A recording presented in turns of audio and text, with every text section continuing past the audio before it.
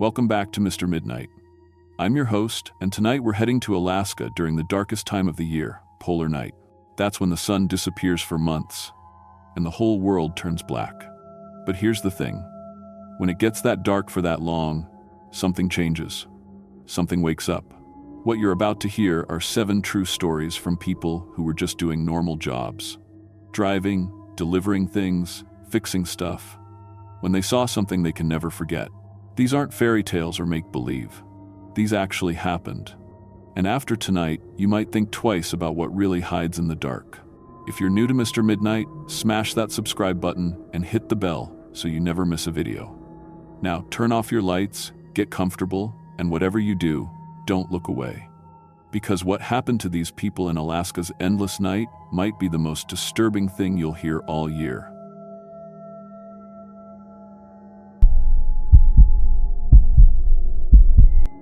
My name is Robert Bob Henderson, and I've been driving school buses for 15 years. Started with Anchorage Public Schools back in 2001, right after my Army discharge. Good, steady work, decent benefits, and honestly, I loved working with the kids.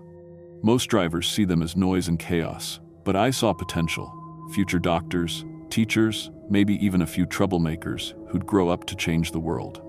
I had my CDL with passenger endorsement, clean driving record, and all the required certifications.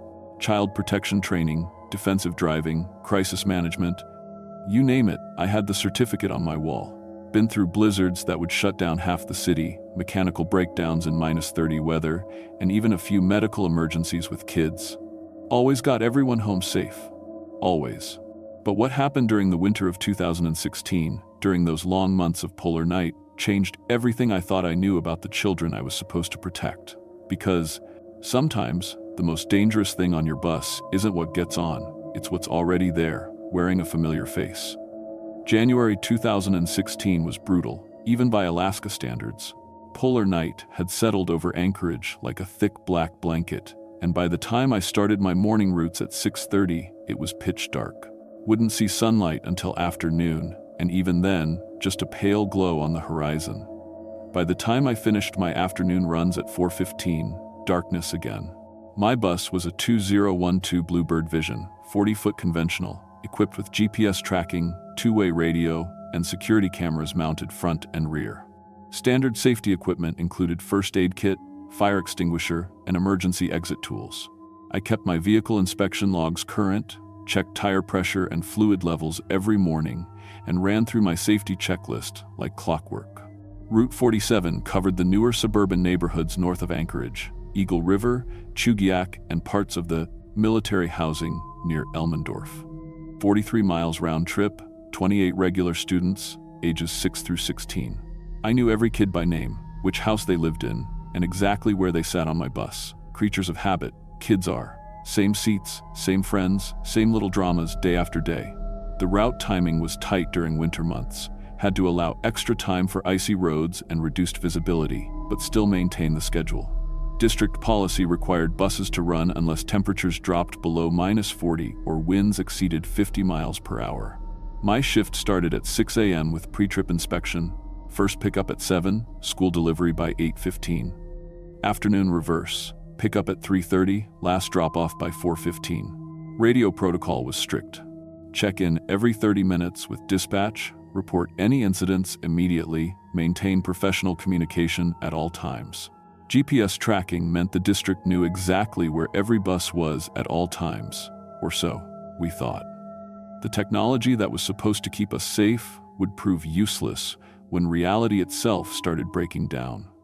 That January morning, January 10th, started like any other. Pre-trip inspection showed green across the board. Fuel tank full, oil pressure good, brakes responsive, interior lights working, safety equipment secured, emergency exits clear. Radio check with dispatch. Unit 47, reporting ready for service. Copy that, Bob. Stay warm out there. The first hint something was wrong came at stop number 4, Maple Street and Northwind Drive, where I always picked up Katie Morrison. Katie Morrison was 12 years old, 7th grade at Chugiak Elementary.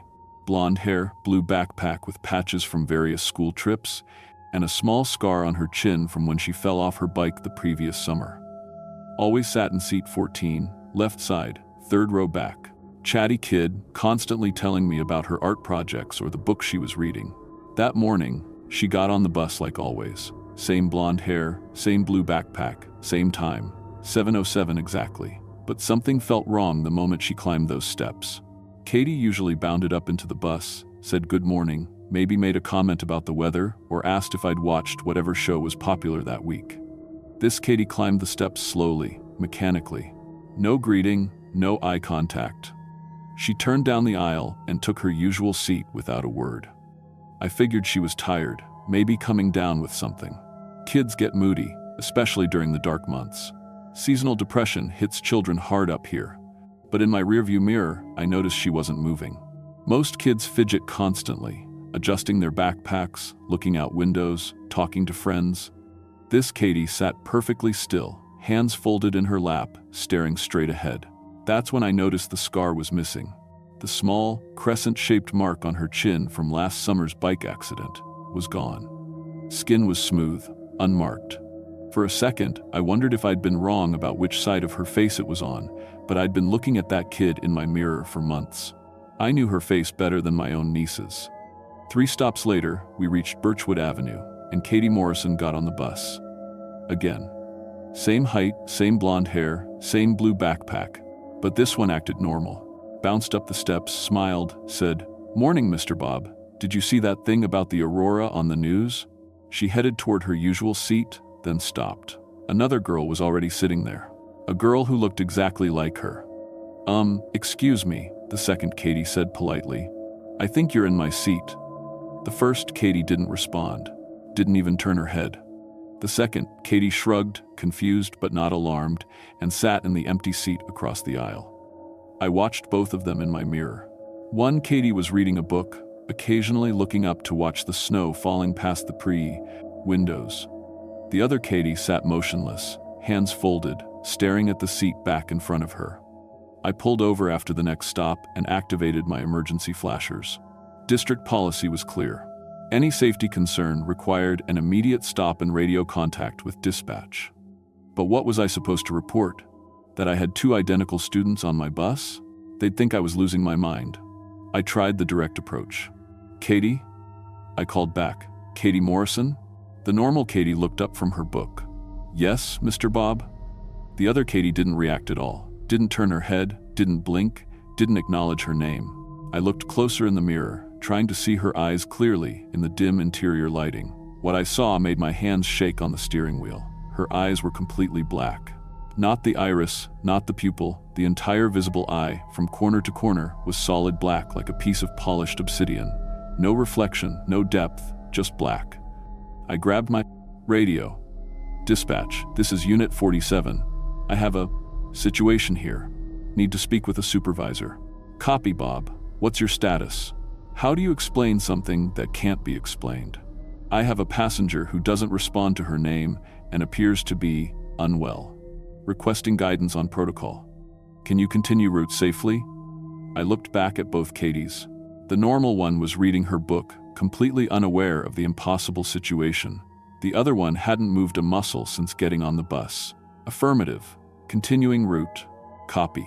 Report to dispatch when you reach school." For the rest of the ride, I watched both girls in my mirror. The normal Katie acted exactly like Katie always acted. The other one sat like a mannequin, hands folded, staring forward with those black eyes. When we reached school, the normal Katie got off with the other kids, chattering about her homework. The black-eyed Katie didn't move. "End of the line," I announced, like always. "Everyone off." The black-eyed Katie turned her head toward me for the first time. Those obsidian eyes focused on mine in the mirror, and when she spoke, her voice sounded like grinding glass. "Not yet." But she stood up and walked off the bus anyway, moving with that same mechanical precision. I watched her cross the school parking lot, blending in with the crowd of normal children, and disappear through the front entrance. That afternoon, I called Katie's mother from the school office. "Mrs. Morrison, this is Bob Henderson, Katie's bus driver.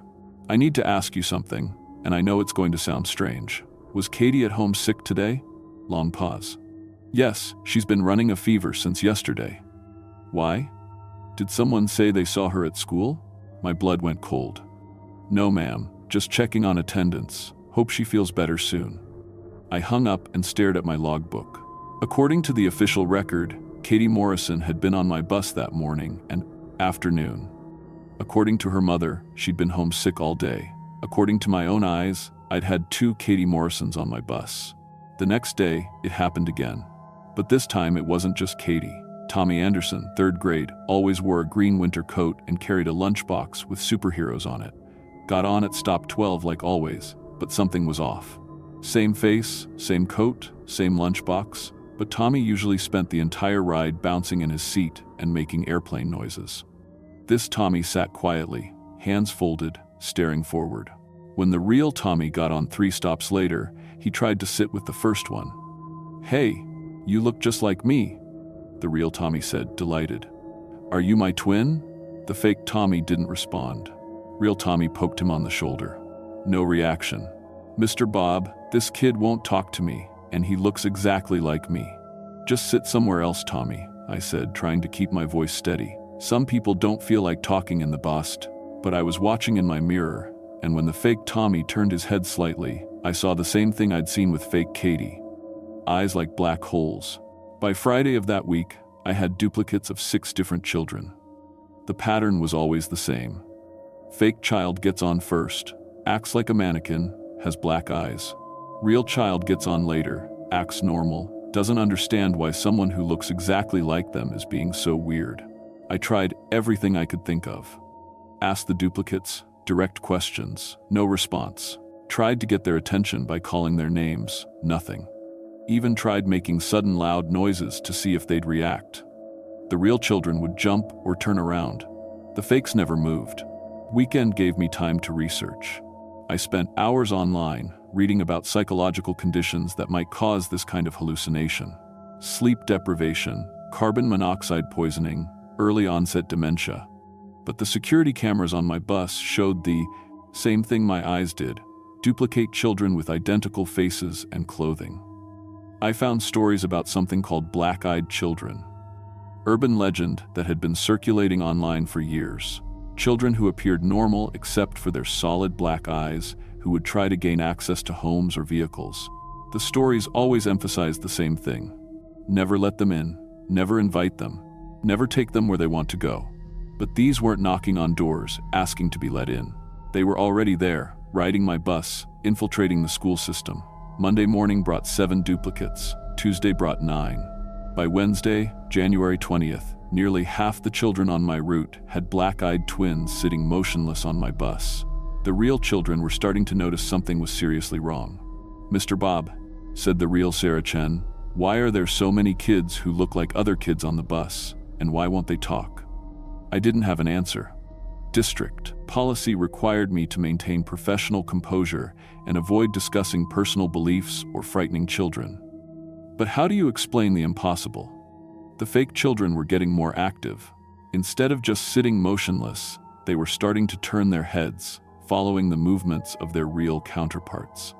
Like they were studying them, learning their mannerisms and behaviors. I installed my own security camera, a small one hidden near my driver's seat, to get better video evidence. The footage was crystal clear. Duplicate children with black eyes, sitting perfectly still, studying the real children around them. I burned the video to a DVD and brought it to my supervisor. "Bob, this footage has obviously been manipulated," he said after watching 5 minutes. "I don't know what kind of editing software you used, but this isn't funny. The district takes false reports very seriously. It's not edited. I swear on my daughter's life. This is exactly what I recorded. Take a week off, Bob. Get some rest. Maybe see a doctor. When you come back, we'll discuss whether you're fit for duty." The week off gave me time to talk to other drivers. 3 of them admitted they'd been seeing similar things on their routes. Duplicate children, always with black eyes, always appearing before the real children. But they'd all been told to keep quiet or risk losing their jobs. "The district doesn't want panic," explained Maria Santos, a driver with 20 years' experience. "Parents find out their kids are being replaced by some kind of things, and they'll pull them out of school entirely. District would lose funding. So they're just ignoring it? They're managing it, quietly. any driver who makes too much noise gets fired for performance issues or mental health concerns. The fakes aren't hurting anyone, as far as they can tell. But Maria was wrong. The fakes were hurting people. When I returned to work, the real children looked different. Thinner, paler, more tired. They were still acting normal, but they seemed drained, like something was slowly siphoning away their energy. The real Katie Morrison had dark circles under her eyes and had lost weight. When I asked if she was feeling okay, she said, "I keep having these weird dreams about my shadow trying to talk to me." The real Tommy Anderson was falling asleep on the bus, something he'd never done before. His mother called the school to ask if he was having trouble paying attention in class. Other parents were reporting similar changes. Children who used to be energetic were becoming lethargic. Kids who loved school were complaining of headaches and asking to stay home, but the parents didn't make the connection to the mysterious duplicate children because the parents couldn't see them. I tested this theory carefully. When parents came to the bus stop to pick up their children, they would walk right past the black-eyed duplicates without acknowledgement. The fakes were invisible to adults, except drivers like me, and even then, only some of us could see them. The duplicates were feeding off the real children somehow, draining their energy or life force, and using that stolen vitality to perfect their mimicry. Every day, they became a little more lifelike, a little better at imitating human behavior. By February, the fakes were starting to talk. Short, simple responses when directly addressed. Their voices sounded exactly like their real counterparts, but with an odd, hollow quality, like an echo in an empty room. The real children couldn't see or hear the duplicates at all. From their perspective, they were having strange conversations with empty air, wondering why other kids on the bus were acting so weird and distant. I tried carrying protective items, a small cross, a piece of iron, salt in my pocket. The duplicates would avoid sitting near these objects, clustering toward the back of the bus when I had them with me. But they never left entirely. Then I made a mistake that almost cost me everything. February 15th, 3 weeks after the duplicates started talking, one of them spoke directly to me. I was doing my usual end-of-route check, making sure no one had left anything behind, when I noticed the fake Katie Morrison was still in her seat. All the other children, real and fake, had gotten off the bus. "End of the line," I announced. "Time to go home." She turned in her seat to face me, those black eyes reflecting the overhead lights like dark mirrors. "Where is home?" The question caught me off guard. None of them had ever initiated conversation before. "Where you live, Katie? Your house? Your parents?" "I don't have parents. I don't have a house. I only have her memories, and they're not enough." Her voice was Katie's voice, but the words were wrong. The tone too mature for a 12-year-old. "What are you?" She tilted her head, considering the question. "I don't know what I am, but I know what I want to be." She stood up and walked toward the front of the bus. "I want to be real." Every instinct told me to open the door, let her off, and drive away as fast as possible. But I was responsible for the safety of every child on my route, and this thing was hunting the real Katie, draining her life away bit by bit. "You can't have her," I said. "I won't let you take her place." The fake Katie smiled, and for a moment, she looked exactly like the real one. Sweet, innocent, just a normal kid. Then the mask slipped, and I saw what was underneath. Something ancient and hungry, wearing a 12-year-old's face like a costume. "You think you have a choice?" she said. "Look around you, bus driver. How many of them are mine now?" I looked in my mirrors and felt my heart stop. The bus wasn't empty. Every seat was filled with black-eyed children, all of them turning to stare at me in perfect synchronization.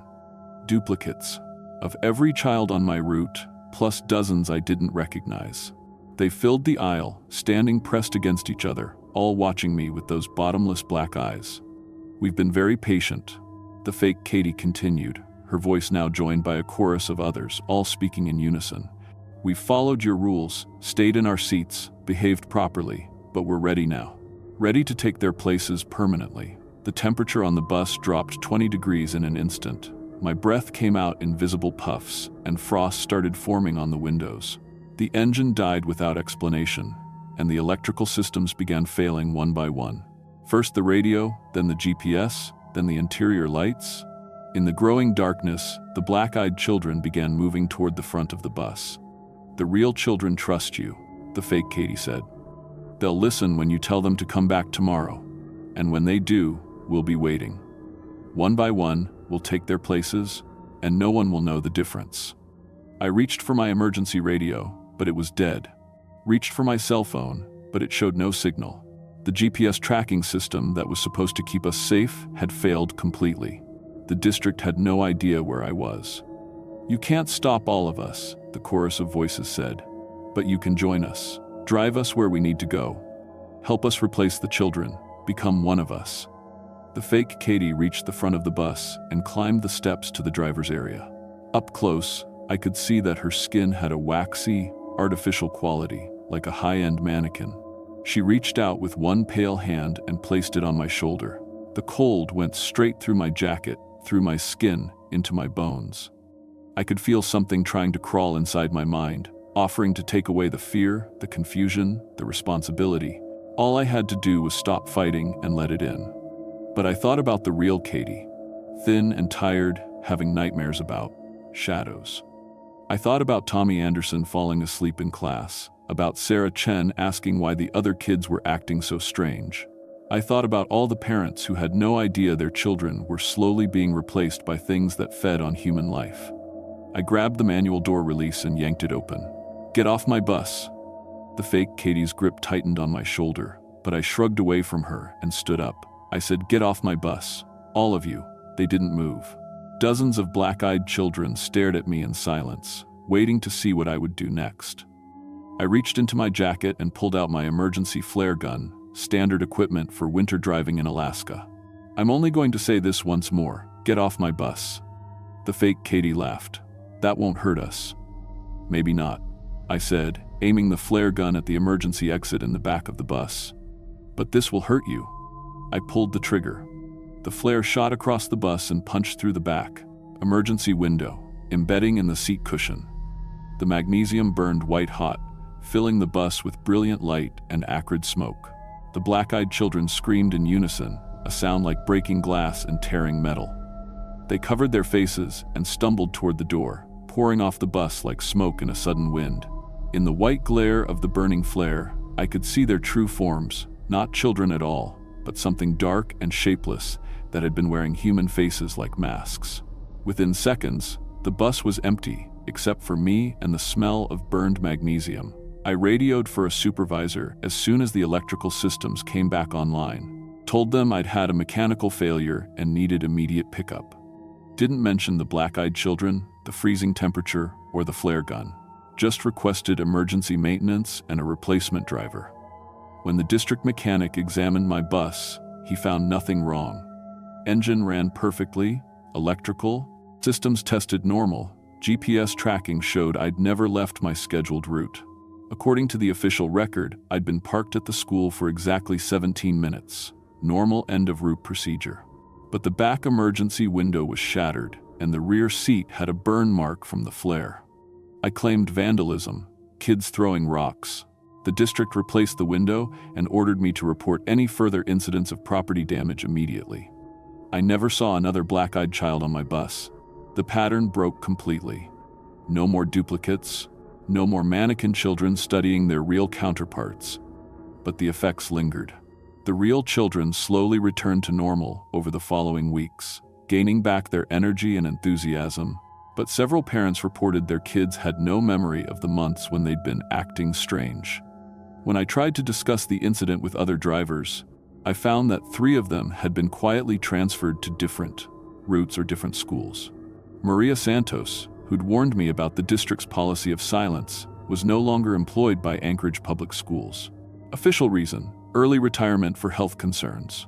I submitted a formal incident report detailing everything I'd experienced and recommending immediate investigation of potential supernatural threats to student safety.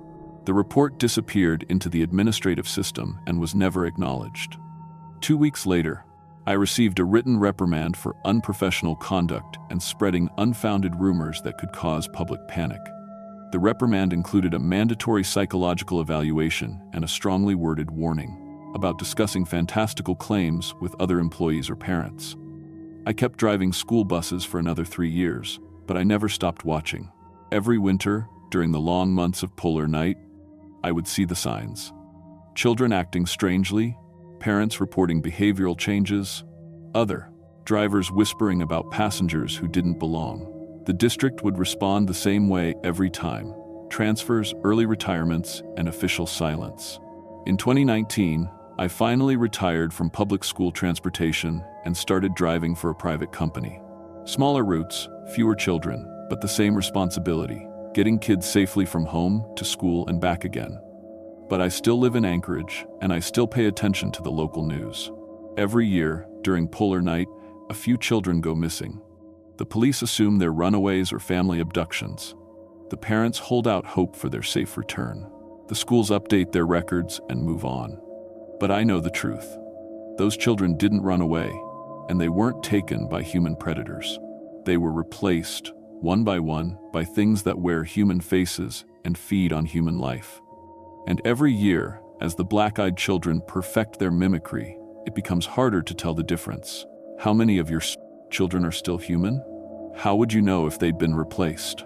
And when your child comes home from school acting just a little bit different, a little quieter, a little more distant, with eyes that seem just a shade darker than you remember, what will you do then? Because they're still out there, in every school district that has winter routes, in every place where darkness lasts longer than light, waiting in the cold morning air at bus stops, climbing aboard with their backpacks and lunchboxes, sitting quietly in their assigned seats, learning to be human, learning to be your children, and no one is coming to stop them.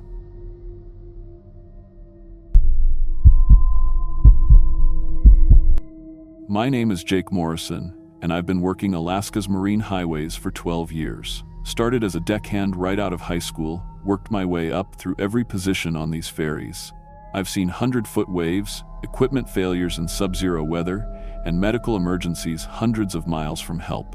The Alaska Marine Highway System isn't for everyone. It takes a special kind of person to spend weeks at sea in some of the world's most dangerous waters. But what happened during the winter of 2003 on the MV Stumina changed everything I thought I knew about what lurks beneath these black waters. I was 28 that year, considered one of the more experienced deckhands willing to work the brutal winter runs. Most of the crew avoided polar night assignments. 5 months of complete darkness, storms that could flip a car, and isolation that drove some people crazy. But winter runs paid double, and I needed the money. My dad had been a ferry captain before. He retired, and he'd always told me that winter was when the ocean showed its true face. I thought I knew what he meant. The Alaska Marine Highway connects dozens of remote communities that have no roads, no airports big enough for cargo planes. We were their lifeline, bringing food, medicine, mail, and supplies that kept these places alive through the long winter months. The MV Stumina was built for this work, a 296-foot ferry tough enough to handle the roughest seas in Alaska. She could carry 174 passengers and 34 vehicles. But during winter runs, we mostly hauled cargo containers and livestock. That January, I got assigned to a 5-day run from Homer to Dutch Harbor through the Aleutian Islands. It was during the darkest weeks of polar night. The sun wouldn't rise once during our entire voyage. Our crew was skeleton thin. Captain Rodriguez, who'd been running these waters for 20 years. Chief Engineer Petrov, a tough Russian guy who could fix anything. Cookie, our cook, who'd worked ferries longer than anyone, and 5 deckhands including myself and Tommy Walsh, who was newer but eager to learn. We left Homer on January 22nd at 6 p.m., carrying medical supplies, food shipments, and 20 head of cattle bound for Dutch Harbor. The weather report called for rough seas, but nothing unusual for winter. Our cargo was secured, safety checks complete, and everyone was ready for another routine run. The ferry slipped away from the dock into complete darkness. No moon, no stars, just the white foam of our wake disappearing behind us. Once we cleared Kachemak Bay, we were alone. No other ships travel these waters in winter unless they absolutely have to. Our radar showed empty ocean in every direction. The only lights were our own navigation beams cutting through the darkness. It should have been peaceful, but something felt wrong from the start. The cattle were restless, making sounds I'd never heard before. Not normal lowing, but almost like warning calls. On the second day, Chief Petrov called me to the engine room. "Jake, come listen to this," he said, his thick accent more pronounced when he was worried. The main engines were making sounds that weren't in any maintenance manual, a grinding, scraping noise like metal being dragged across the hull. But our instruments showed everything running normally. Petrov ran diagnostics 3 times. "Is like something wrapped around propellers," he said, "but sonar shows nothing there." I went topside to check the hull during my shift. What I found made my blood run cold. Deep gouges ran along the waterline, perfect parallel scratches like giant claws had raked the steel. These marks definitely weren't there when we left Homer. I'd done the pre-departure inspection myself. The scratches were fresh, going right through the paint to bare metal, and they were huge. Each gouge was about 4 inches wide and ran for 20 feet. "Captain needs to see this," I told Tommy, but when we went to get him, Chief Petrov was already on the radio with something that made even less sense. His sonar was picking up massive contacts, following us. Multiple objects, each 40 to 50 feet long, staying about 100 feet beneath our hull. They'd been pacing us for hours, matching our speed perfectly. Captain Rodriguez studied the sonar readings with a frown. "Whales don't behave like this," he said. "And they're too big anyway. Biggest whale is maybe 30 feet. But there they were on the screen, 4 distinct contacts moving in perfect formation beneath us. When we changed course, they changed with us. When we slowed down, they slowed down. January 23rd, around 2 a.m., something huge struck the ferry from below. The impact threw everyone to the deck. I was securing cargo when it hit, felt like we'd run aground, but we were in 800 feet of water.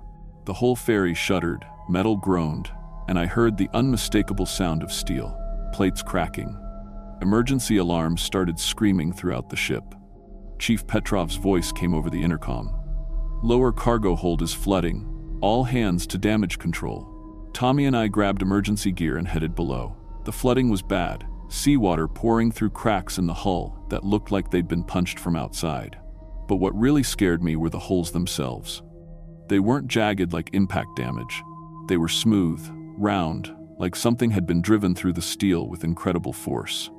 "I'll check the outer hull," Tommy said, grabbing his safety harness. Standard procedure was to never work alone, but we needed to stop the flooding fast. I was sealing the interior cracks with emergency patches when I heard Tommy scream, then nothing. I ran topside and found Tommy's safety harness cut cleanly in half, still attached to the deck rail. Not frayed or torn, cut, like someone had taken a razor to it. There was blood on the Versif hull deck, quite a bit of it, but no sign of Tommy anywhere. He'd simply vanished. "Man overboard!" I yelled, but Captain Rodriguez was already turning us around. We searched for 3 hours with spotlights, but in those black waters, finding someone was nearly impossible. What bothered me most was that safety harness. The webbing was rated for 5,000 pounds. Nothing should have been able to cut it that cleanly. We were still searching when the second attack came. This time I saw it. Massive tentacles, each as thick as a telephone pole, erupted from the water and wrapped around our stern. But these weren't like any squid or octopus tentacles I'd ever seen. They were covered in bone-like spikes, and they had an intelligence behind them that was terrifying. They knew exactly what they were doing. The creatures, and there were definitely more than one, worked together like a pack of wolves. One would attack from port side while others positioned themselves to starboard, herding us toward deeper water. They weren't just hunting, they were coordinating. During the third attack, they tore away our main radio antenna. Our emergency beacon was next, crushed like it was made of paper. These things knew exactly which equipment to destroy to cut us off from help. That level of intelligence was the most frightening thing of all. Cookie disappeared while preparing dinner that night. We found the galley destroyed, massive holes punched up through the floor, and chunks of meat scattered around that definitely weren't from our food supplies. The smell was horrible, like rotting fish mixed with something else, something I didn't want to think about.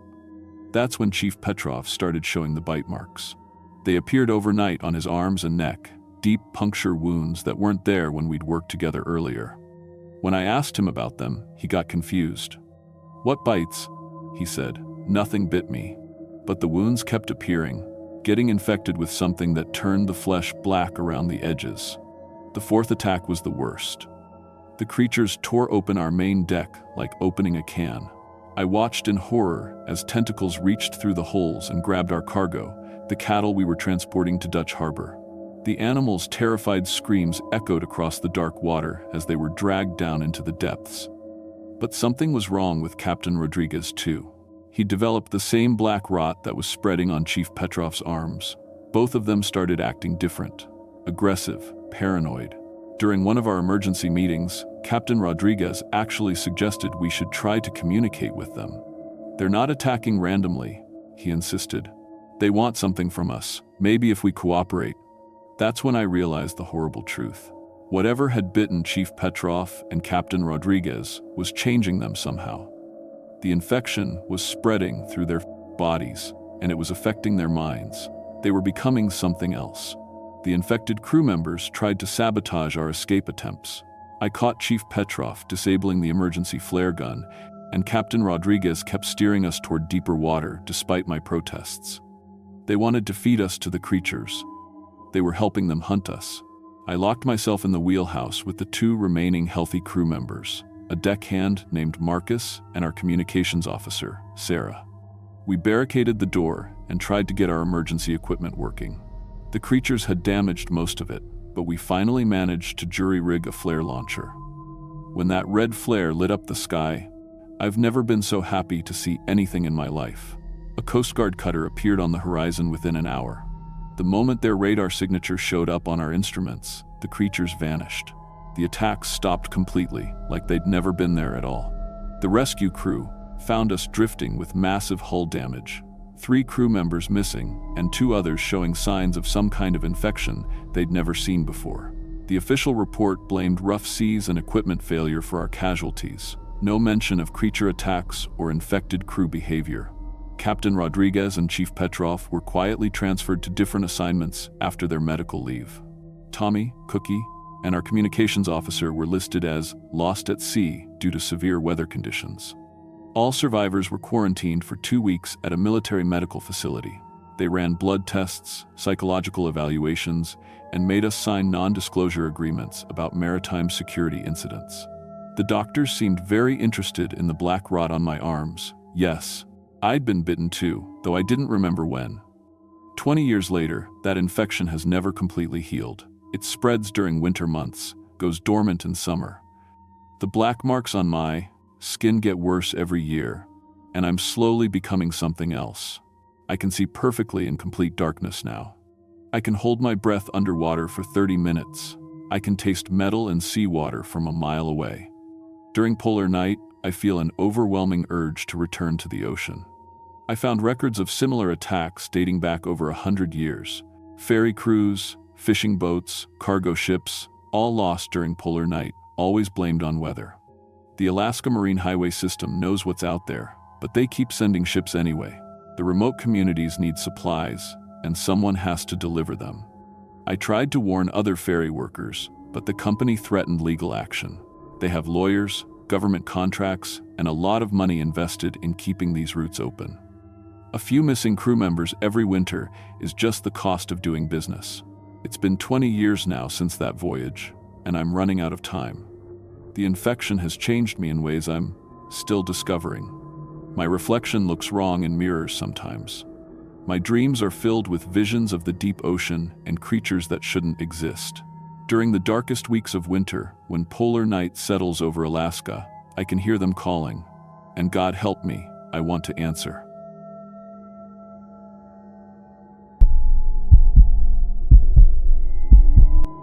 My name is Thomas Kapianek, and I've been a janitor for 23 years. Started when I was 22, right after high school. It's good, honest work that lets me support my family. I've cleaned hospitals, office buildings, and schools all across northern Alaska. I've seen blood, vomit, and things that would make most people quit. But what happened during the winter of 1994 at Barrow High School changed everything I thought I knew about the darkness that lives in empty buildings. I need to tell someone about this. People need to know what really happened that winter. In December 1994, I was the night janitor at Barrow High School. Been working there for 3 years by then. During polar night, when the sun doesn't rise for over 2 months, I worked alone from 6 p.m. to 6 a.m. Complete darkness outside, just me in the school building. The school felt different without students. Hallways echoed strangely. Your footsteps would bounce off the walls weird, like the sound was coming from somewhere else. Shadows moved wrong under the fluorescent lights. Sometimes I'd catch movement in my peripheral vision, turn around, and find nothing there. But I'm in Upiat. My grandmother taught me that during polar night, the boundary between our world and the spirit world gets thin. The darkness makes things possible that shouldn't be possible.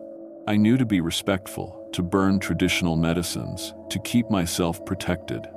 What I didn't know was that some spirits don't care about respect. December was basketball season. The school hosted a big tournament. Teams from all over Alaska came to play during Christmas break. The gym was packed every night. Kids cheering, parents yelling, the whole community came out. It was one of the few bright spots during the long darkness. One visiting team had this kid named David Morrison, they said his name was. He was maybe 17, tall, skinny, but incredibly fast on the court. The thing was, something felt wrong about him. His eyes were too cold, too focused. When he looked at you, it felt like he was looking through you. The other players were scared to guard him.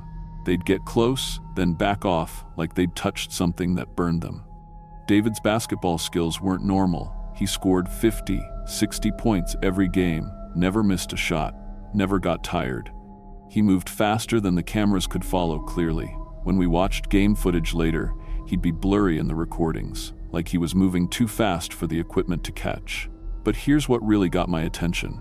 I started finding evidence that someone was using the gym after hours. Lights left on when I'd turned them off. Basketball equipment moved around. Fresh scuff marks on the floor at 3 a.m. when the building had been empty since 10 p.m., so I checked the security cameras. And there he was, David Morrison, shooting baskets alone in the gym at midnight. Perfect form, making every shot, moving like he was floating across the court. The problem was, David was supposed to be staying with a host family across town. No way he could get into the locked school building. I asked Coach Peterson about it the next day. He looked confused, said the team was staying at the Amalgak house, and Mrs. Amalgak had specifically mentioned that David never left his room at night. Said he was a quiet kid who went to bed early and slept late. The maintenance supervisor, Joe Tutu, started avoiding the gym entirely. Joe's been at the school longer than anyone, 15 years. He knows every pipe, every wire, every creaky floorboard. But suddenly he wouldn't go in there after dark. That kid carries something dark from the old times, Joe told me one evening. Joe's grandmother was a traditional healer. He grew up learning about spirits and protective rituals. When Joe says something's wrong, you listen. 3 nights later, I was cleaning the boys' locker room around 2 a.m. The gym lights were off. I'd turned them off myself and Dumblicky, hour earlier. But when I walked past the mirror above the sinks, I caught David's reflection standing behind me. I spun around. Nobody there. I looked back at the mirror. David was still in the reflection, but it wasn't really David. The face was older, hollow. The eyes were completely black. The mouth was moving like it was speaking, but no sound was coming out. I grabbed my radio to call security, but when I looked back at the mirror, the reflection was gone. I called Joe the next morning, asked him about traditional beliefs regarding spirits and possession. He was quiet for a long time. During polar night, he finally said, hungry spirits look for young, strong bodies to inhabit. They want to experience warmth, physical sensation, the feeling of being alive. They're drawn to athletes, dancers, anyone with a powerful physical presence. How do you know if someone's been taken over? They're too good at physical things, too fast, too strong, too perfect, and they drain energy from people around them. That's exactly what was happening. Players who guarded David closely would become weak and pale by halftime. They'd sit on the bench looking exhausted, like something had sucked the life out of them. Some of them couldn't finish games. 2 nights later, I found David unconscious on the gym floor at 4 a.m. He was convulsing, speaking in languages that didn't sound human. Strange clicking sounds, guttural moans, words that hurt to listen to. I called the ambulance, but when the paramedics arrived 20 minutes later, David was gone. The next day, other players on visiting teams started having nightmares. They'd wake up screaming about David standing over their beds, speaking in those same inhuman languages. Coach Morrison wanted to forfeit the remaining games, But David's family, people I'd never seen before who claimed to be his relatives, insisted he was just a gifted athlete going through a growth spurt. I knew something was seriously wrong when I saw those family members. They were pale, cold-looking people who never seemed to blink. When they spoke, their voices didn't match their faces. Too young, too old, like multiple people talking through the same mouth. Joe's grandmother, Helen Tutu, came to the school one night during Christmas week. She was 89 years old, a respected elder who'd helped people with spiritual problems her whole life. She brought traditional medicines, sage, sweetgrass, other plants I didn't recognize. Helen performed a cleansing ceremony in the gym around midnight. She burned the medicines in an old coffee can, walking around the basketball court while chanting in Inupiaq. The smoke made strange patterns in the air, like it was being pushed around by invisible hands. That's when David appeared. But it wasn't David anymore. The thing wearing David's body walked into the gym through the locked doors. Didn't open them, walked through them like they were made of air. It was floating 3 feet off the floor, arms hanging loose at its sides. David's face was wrong, features shifted and blurred like I was looking at him through water. When it spoke, the voice came from everywhere at once. This flesh is ours. We have waited through many cold seasons for strong young bodies to carry us. Helen kept chanting, but the entity got angry. Basketballs started flying through the air at impossible speeds, hitting the walls so hard they exploded. The overhead lights shattered one by one. The metal basketball hoops bent like they were made of plastic. But that wasn't the worst part. There wasn't just one spirit. As Helen's ceremony continued, more entities started appearing. Dozens of them, all wearing the faces of different tournament players. They'd been possessing multiple kids, not just David. The team captain from Fairbanks suddenly appeared in the gym with completely black eyes, attacking his own teammates. A player from Kotzebue started speaking in that clicking language while levitating near the ceiling. A kid from Nome was crawling on the walls like a spider. Helen called her son Joe, who called other elders from surrounding villages. By 3 a.m., we had 8 traditional healers working together to perform a massive cleansing ceremony. They surrounded the possessed players, chanting in harmony while burning pounds of sacred plants. The spirits fought back violently. Supernatural winds blew through the gym so hard they knocked grown men off their feet. The temperature dropped to freezing, even though the heating system was running full blast. Voices spoke from empty air in languages that predated human civilization. The battle lasted until dawn. When the sun would have risen if we hadn't been in polar night, the spirits finally let go. All the possessed players collapsed unconscious on the gym floor. When they woke up hours later, they had no memory of the past month. David Morrison didn't remember playing basketball. The team captain couldn't explain how he'd gotten from his hotel room to the school gym. Helen told us the school building itself was contaminated. It had been built on a site where the boundary between worlds was naturally thin during polar night. The spirits had been trapped there for decades, waiting for suitable hosts. The school administration tried to cover up the whole incident. They threatened to fire anyone who talked about mass hysteria or cultural superstitions, said it would hurt the school's reputation and state funding. But Joe and I knew what we'd seen. The spirits weren't completely gone, just weakened. Every polar night since then, they try to return. They look for new hosts among students and staff. Anyone young, strong, and physically active becomes a target. Joe and I started maintaining traditional protections. We burn sacred plants in the gym every week during dark season. We place blessed stones in corners where Helen told us the spiritual energy was strongest. We keep the elders informed of any supernatural activity. We tried to warn students about staying alone in school during polar night. Most thought we were just crazy janitors, but some listened. The smart ones, the ones whose grandparents still remembered the old ways. Every December through February, we fight the same battle. The spirits get stronger each year, learning new ways to manifest. They can possess multiple people at once now. They can hide their presence better. They've learned to mimic normal teenage behavior until it's too late. 20 years of exposure to supernatural forces has taken its toll on me. I'm aging faster than I should. I have memory gaps where hours just disappear. Sometimes I hear voices when I'm alone in the building, calling my name in languages I don't recognize. I had to tell my wife and kids about what I face at work. They understand why I've become more protective, more traditional in my beliefs. My son refuses to play basketball.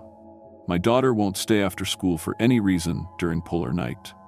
I'm training my replacement now, teaching him to recognize the signs of possession, how to maintain the spiritual protections Helen showed us. This knowledge can't die with me. Someone has to stand guard. I've learned that many Alaska schools deal with similar problems during polar night. There's an unofficial network of janitors, maintenance workers, and security guards who understand these threats. We share information, warning signs, protective methods. The education system doesn't want to acknowledge it, but we know the truth. I'm 58 now, still working at the school. My knees hurt, my back aches, and I see things in the shadows that probably aren't there. But someone has to stand guard during the dark months. These entities never stop trying to return. Next month, polar night starts again. I'll be ready. I just hope I'm strong enough to fight them one more time.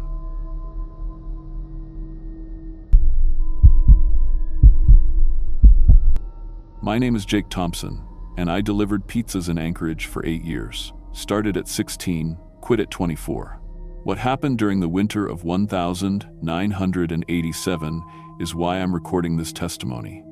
The FBI told me never to talk about it, but people need to know what's really out there during polar night.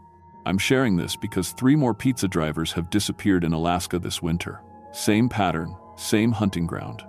The thing we killed in 1987 wasn't working alone. You think you know about serial killers? You think you understand predators? I thought so too, until I learned what polar night really brings out of the darkness. There are things that hunt during those endless months of blackness that aren't entirely human anymore. Things that have been doing it for decades, perfecting their methods, passing down their techniques. The FBI file on what we found calls it the Polar Night Collective, a network of killers who've been operating across Alaska since the 1960 seconds. They target service workers, people society doesn't notice when they disappear. Pizza drivers, cab drivers, newspaper delivery kids, anyone who works alone in the dark. What I'm about to tell you happened 23 years ago, but it's still happening. Every winter. Every polar night. And it's spreading to other northern cities now. Fairbanks, Nome, even into northern Canada. If you work nights in these places, you need to understand what you're really facing.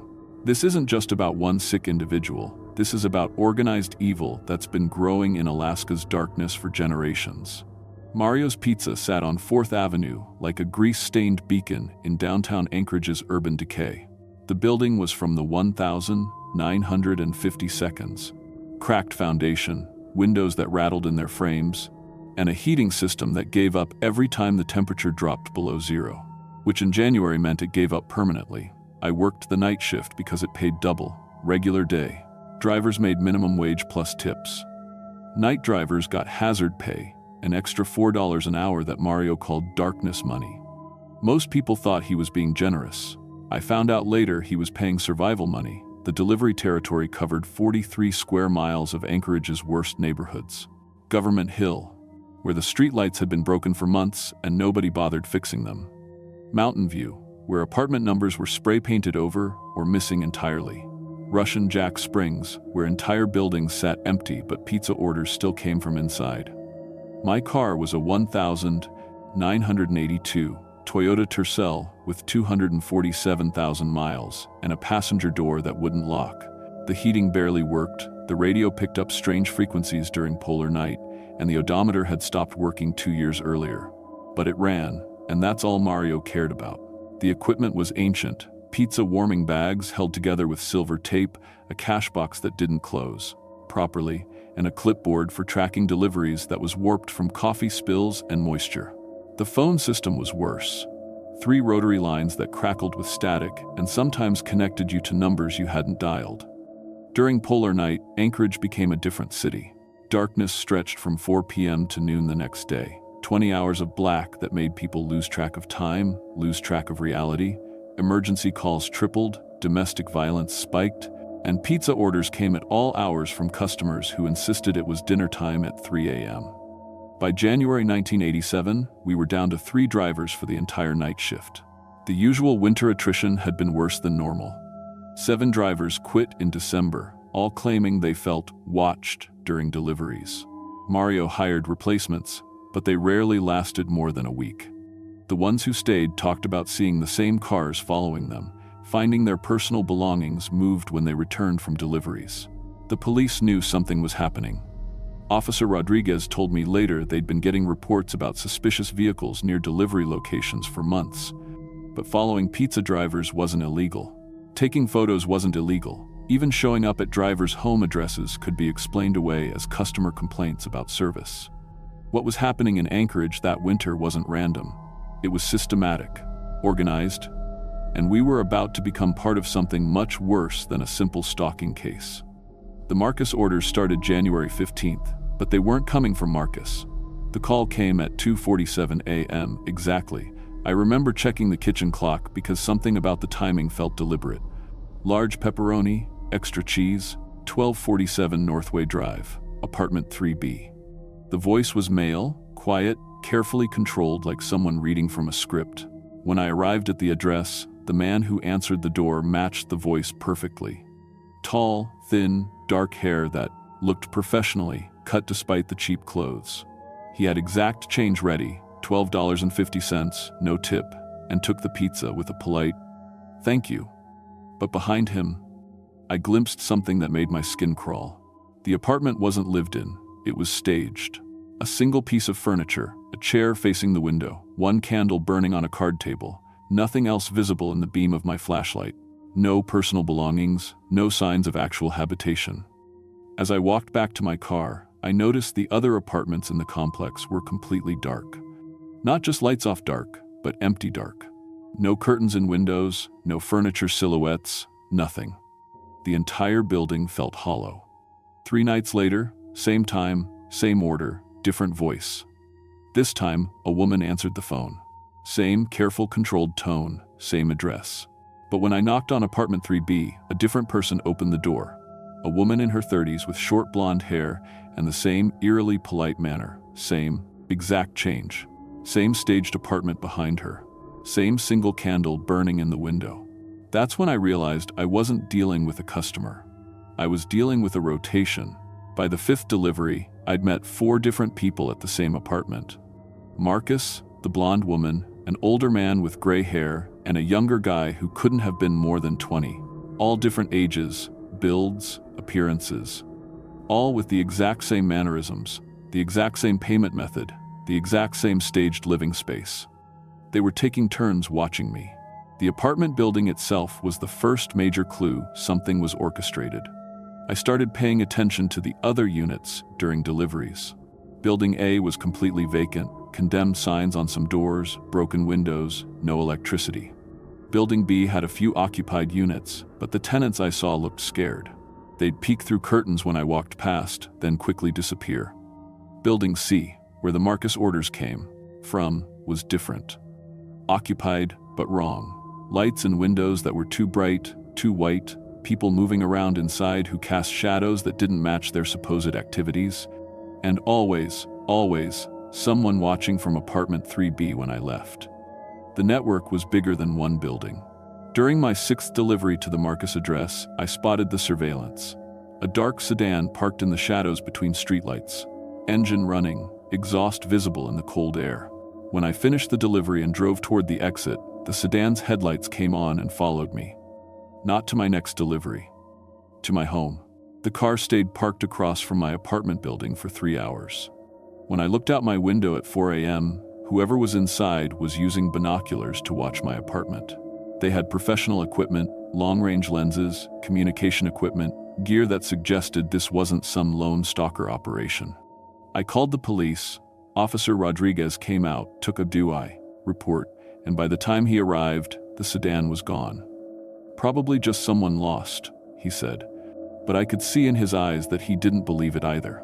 The next night, Jenny Martinez found a manila envelope taped under her car's windshield wipers. Inside were photocopied pages from what looked like a personnel file.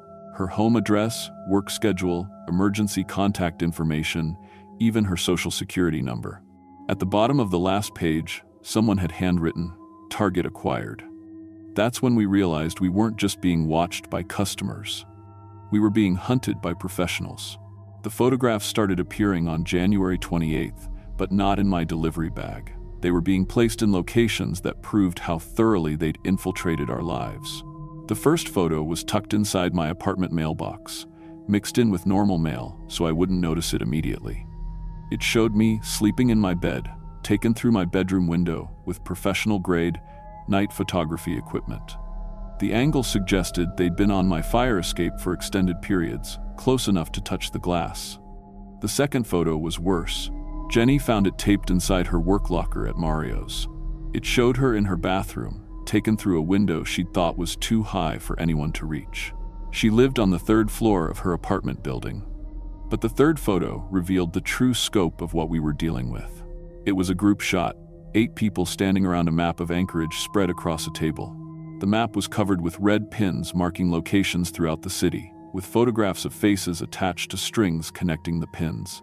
I could clearly see my face, Jenny's face, and the faces of 6 other delivery drivers from various restaurants across Anchorage.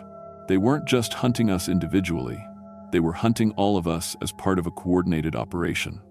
The coordination became obvious when I started tracking the unusual orders. Not just the Marcus deliveries, but all the strange late-night calls that had been increasing throughout January. Orders to empty buildings that turned out to have people waiting inside. Deliveries to parking lots, where customers would emerge from vehicles that hadn't been there when I first drove past. Addresses that led to construction sites where someone would be standing in the shadows with exact change. I started keeping a log. Within a week, the pattern was clear. At least 12 different people were ordering pizzas using the same systematic approach. Different names, different addresses, but identical behavioral patterns. They all had exact change. They all avoided small talk. They all seemed to be studying me rather than simply buying food. More disturbing was how they knew things they shouldn't know. "How's your car running, Jake?" asked a woman during a delivery to a house that turned out to be vacant. She'd been waiting on the porch with a folding chair and exact change. "Your mom called you yesterday, didn't she?" Mentioned a man who ordered pizza to a 24-hour laundromat. He was sitting inside watching the washers spin, even though all the machines were empty. "You should get that tire pressure checked," suggested an elderly woman who met me in the parking lot behind a closed grocery store. They were monitoring my phone calls, following me closely enough to notice my car's mechanical problems, tracking my personal life in ways that required extensive surveillance. The psychological pressure was deliberate and escalating. Jenny started finding her apartment door unlocked when she came home from work, even though she distinctly remembered locking it. Her furniture would be rearranged slightly, chairs moved a few inches, books restacked in different order, bathroom items repositioned, nothing taken, just evidence that they'd been inside. My experiences were similar but more aggressive. I'd return home to find windows open that I'd left closed. My refrigerator contents would be rearranged into patterns, cans lined up by height, fruit arranged in geometric shapes. They were demonstrating control, showing us how easily they could access our private spaces. The calls started coming to our personal phones. "Pizza delivery," a voice would say when I answered my home phone. Then silence, heavy breathing. And finally, "We know where you live, Jake." The calls came at random hours, sometimes during the day when I was sleeping, sometimes just as I was leaving for work.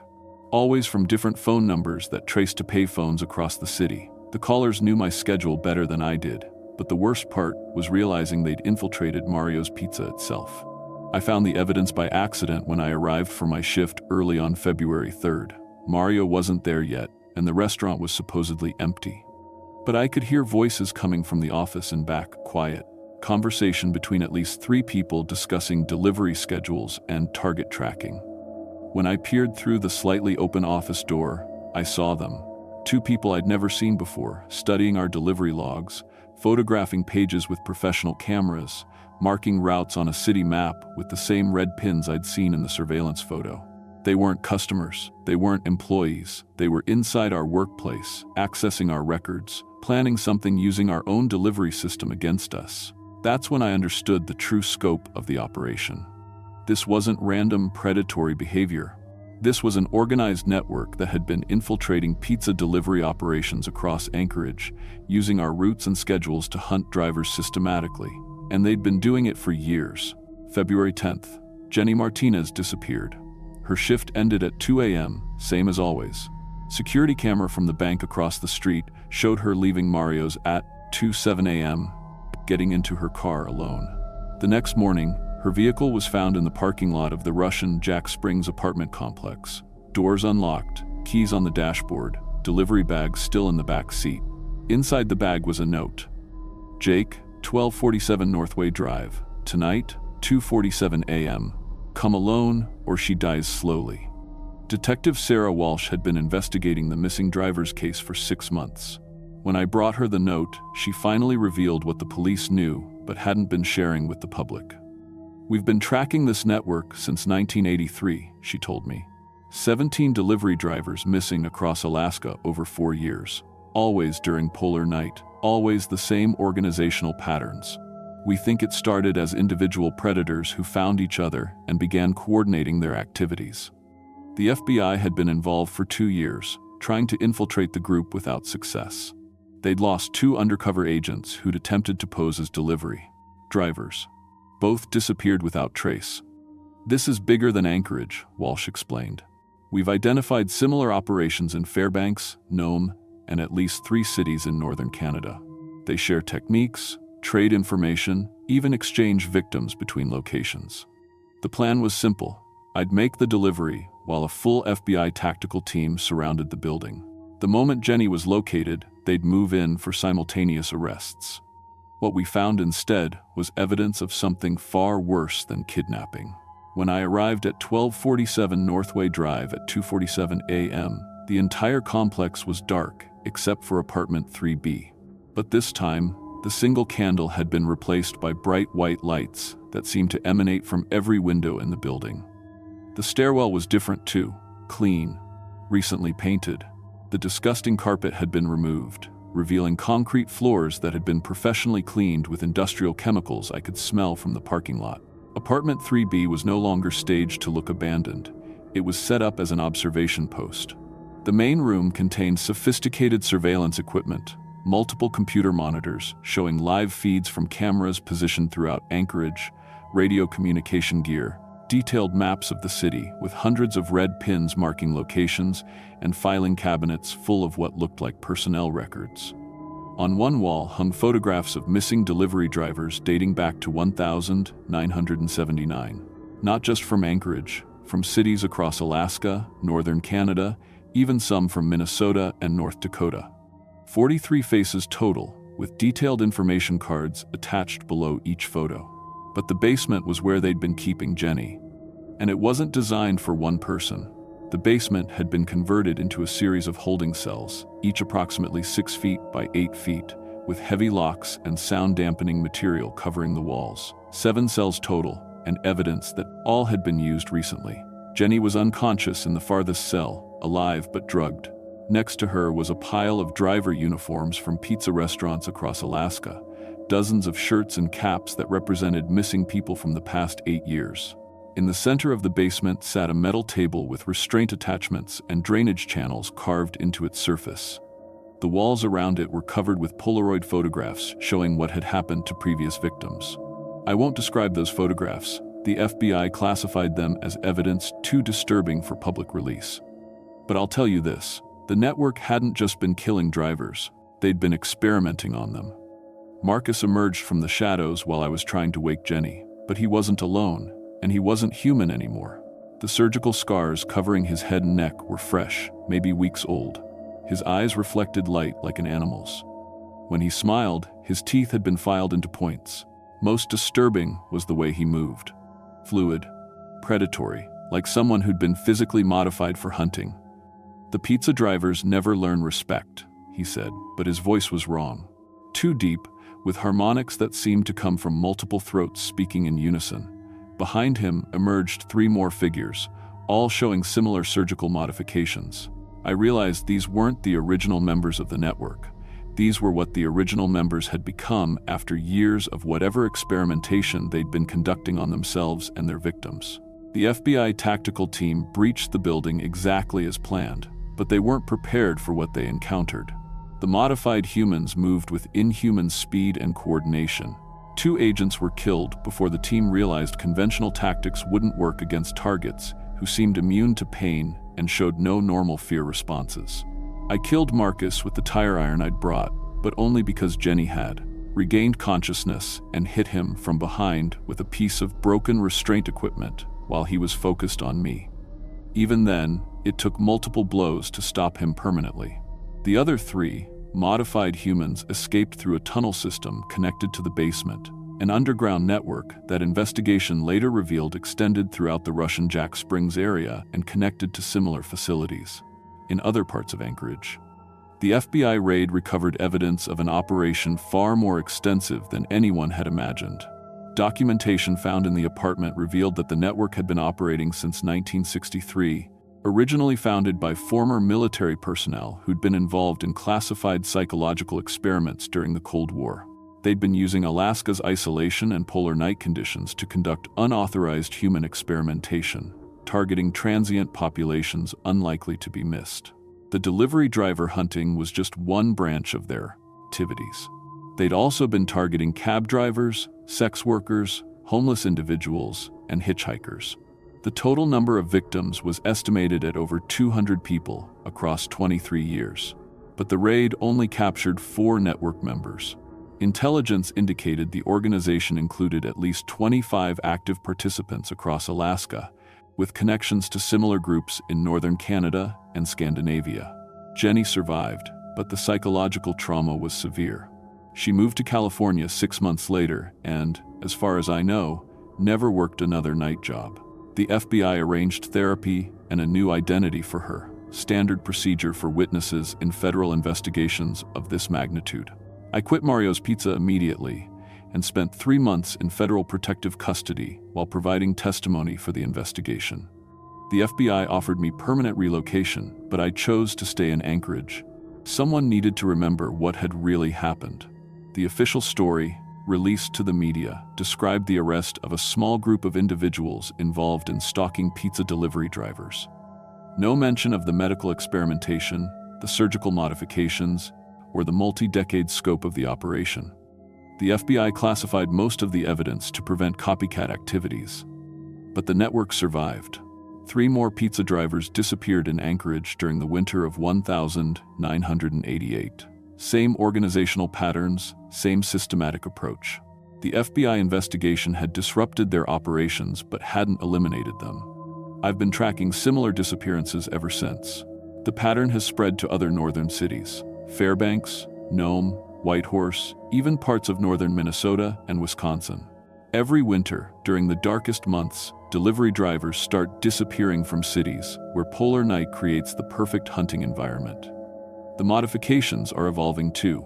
Reports from surviving victims describe encounters with individuals showing even more extensive surgical alterations, enhanced night vision, modified bone structure, behavioral programming that seems to override normal human responses. What we discovered in 1987 wasn't an isolated group of serial killers. It was an ongoing experiment in human modification that's been adapting and spreading for 40 years. If you work nights in northern cities, understand that you're not just dealing with random crime. There are organized networks actively hunting service workers, people they consider expendable test subjects for whatever they're trying to create. 3 weeks ago, a pizza driver disappeared in Nome. Same patterns, same systematic approach. The photographs left behind show surgical scars and eye modifications identical to what we found in 1987. They're still out there. They're still experimenting. And polar night gives them 4 months of perfect darkness every year to perfect their methods. This isn't just a warning about personal safety. This is a warning about organized evil that's been growing in Alaska's darkness for generations, using the isolation and extremes of polar night to conduct experiments that would be impossible anywhere else. The network is real, the modifications are real, and every winter they're getting better at what they do. Watch for the signs. Trust your instincts. And remember, when someone starts watching you too closely during polar night, they're not just planning robbery, they're shopping for test subjects.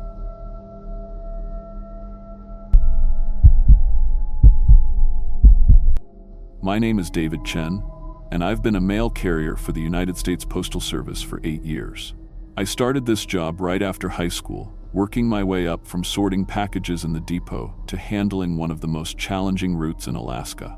I've delivered mail through blizzards that buried cars, hiked through knee-deep snow to reach remote cabins, and once even helped deliver a baby when I found a woman in labor on my route.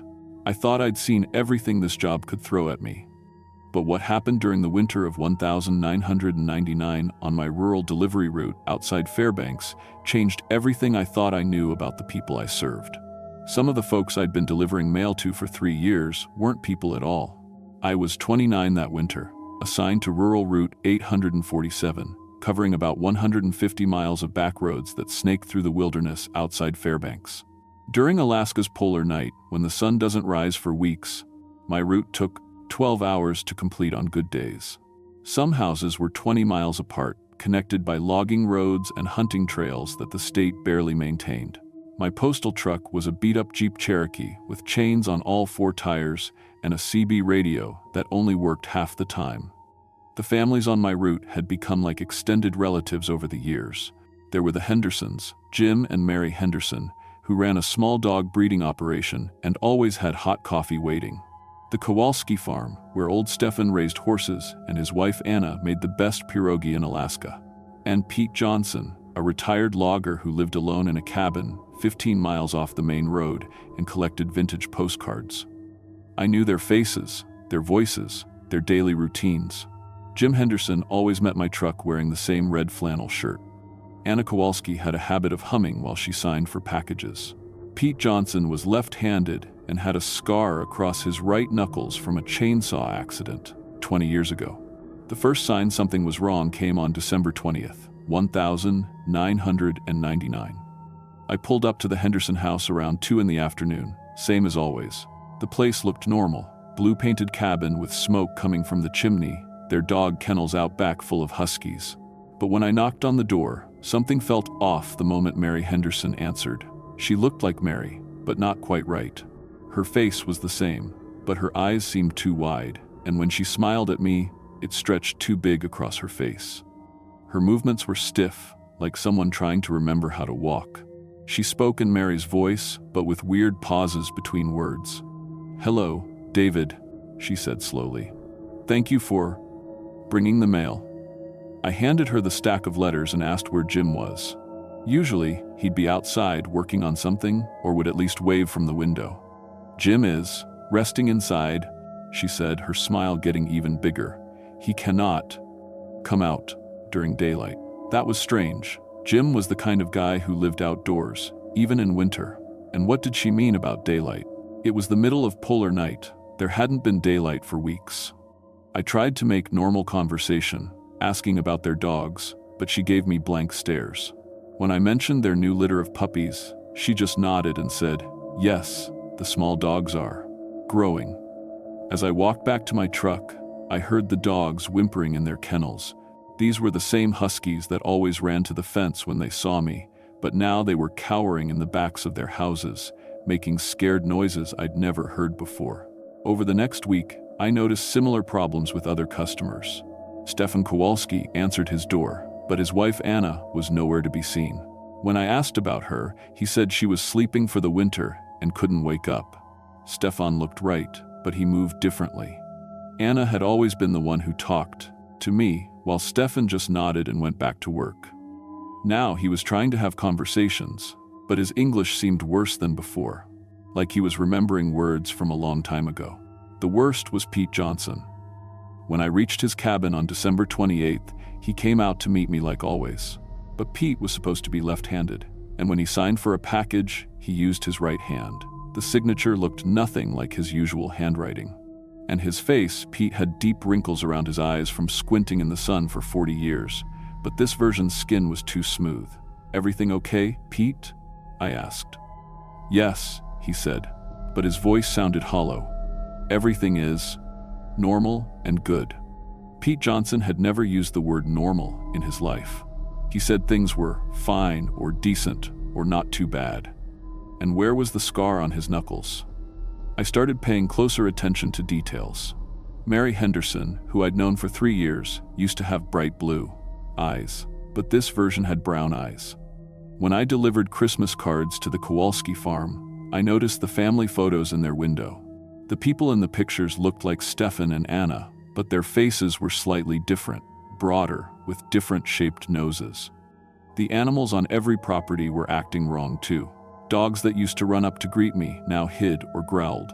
Cats that used to rub against my legs now hissed and ran away. It was like every pet on my route knew something I didn't. On December 30th, I decided to test my suspicions. When I arrived at the Henderson house, I asked Mary about her children. The real Mary Henderson had told me dozens of stories about her 2 kids who lived in Seattle. "Children?" she said, tilting her head too far to one side. "Yeah, your son Mike and daughter Sarah. How are they doing?" She stared at me for almost 30 seconds before answering. "They are, growing well in the warm place. The real Mary's kids were, both in their 30s. And Sarah lived in Portland, not somewhere warm." "What about Mike's new job at the restaurant?" I pressed. "Yes," she said, her smile getting wider again. "He makes food for people to eat." Mike Henderson was an accountant. He'd never worked in a restaurant in his life. That's when I knew for certain that this thing wasn't Mary Henderson. I don't know what happened to my voice, but I heard myself asking, "What did you do with the real Mary?" The thing wearing Mary's face stopped smiling. For a moment, its expression went completely blank, like someone had turned off a TV. Then its features started to shift slightly. The skin looked paler, and its mouth seemed to stretch wider than any human mouth should. "You should not ask difficult questions," it said in a voice that was no longer trying to sound like Mary. I took a step backward toward my truck, but it moved faster than anything human should be able to move. 1 second, it was standing in the doorway. The next, it was right in front of me, reaching out with hands that had too many fingers. I swung my mail bag as hard as I could and hit it in the chest. The thing stumbled backward, making a sound like a cat hissing mixed with radio static. While it was off balance, I ran to my truck and grabbed the tire iron I kept behind the driver's seat. When I turned around, the thing had dropped its human disguise completely. Its skin was pale gray, like old meat, and its arms and legs were too long for its body. Its mouth was full of needle-sharp teeth, and its eyes were black from edge to edge. It came at me again, moving on all fours faster than any person could run. I managed to hit it with the tire iron, and it made that horrible hissing sound again before running off into the forest. As it disappeared between the trees, I saw pieces of what looked like skin falling off its back, like it had been wearing a costume that was coming apart. I got in my truck and drove straight to the sheriff's office in town. Sheriff Williams listened to my story with a blank expression, then told me I was probably suffering from cabin fever and hallucinations from spending too much time alone in the dark. He said the families on my route had probably just gone south for the winter, like a lot of rural folks did. But I knew that wasn't true. I'd driven past all their houses the night before. Their cars were still in the driveways, and there were lights on inside. Something had killed these families and taken their places. I called my friend Joe Titus, who's from one of the local Athabascan villages. When I told him what I'd seen, he got very quiet. "Sounds like skin thieves," he said finally. "My grandfather used to tell stories about them, creatures that kill people and wear their skin like clothes. They study humans for a while, learning how to act like them." That made horrible sense. The things I'd encountered were still learning how to be human. They made mistakes, used the wrong hand to write, forgot personal details, moved in ways that didn't look natural. They were like actors who hadn't quite learned their parts yet. Over the next few months, I developed a system to protect myself and figure out which of my customers were real. I started carrying a notebook with detailed information about each family, childhood stories they'd told me, physical scars or birthmarks, personal habits that only they would know. When I made deliveries, I'd ask casual questions that only the real person could answer correctly. I also started carrying weapons. Joe gave me some silver bullets that his grandfather had made, blessed by their traditional healers. I got holy water from 3 different churches in town and kept a pistol loaded with the silver bullets in my mailbag. The creatures, whatever they were, seemed to prefer the darkness of polar night for their hunting. As spring approached and the days got longer, they became less active. Some of them got better at pretending to be human, but others abandoned their disguises entirely and moved deeper into the wilderness. I found evidence that at least 12 families on my route had been replaced. In some cases, I was able to verify that the real people had gone missing. Phone calls to relatives in other states confirmed that no one had heard from them in weeks. In other cases, the creatures were so good at mimicry that I couldn't be completely sure. The worst part was realizing that this wasn't a one-time thing. Every winter, when the polar night returned, I'd have to figure out all over again which of my customers were real and which were skin thieves wearing stolen faces. Some years were worse than others. The creatures seemed to be getting smarter, learning from their mistakes. It's been 25 years since that first encounter. I'm still delivering mail on the same route, though I've asked for transfers dozens of times. The postal service always denies my requests. They say I'm their most experienced rural carrier, and they need me out there. Maybe they're right. Maybe I'm the only one who knows how to spot the signs. Maybe if they sent someone else, those creatures would succeed in replacing every person on my route. The families I deliver to now seem normal most of the time. They wave when I drive up, ask about my family, complain about the weather, but I still carry my notebook, and I still ask the questions that only real humans can answer correctly. Because every winter, when the darkness comes back, I have to figure out all over again which of my neighbors are actually monsters wearing stolen skin. And the really terrifying part? They're getting better at being human than some real humans are.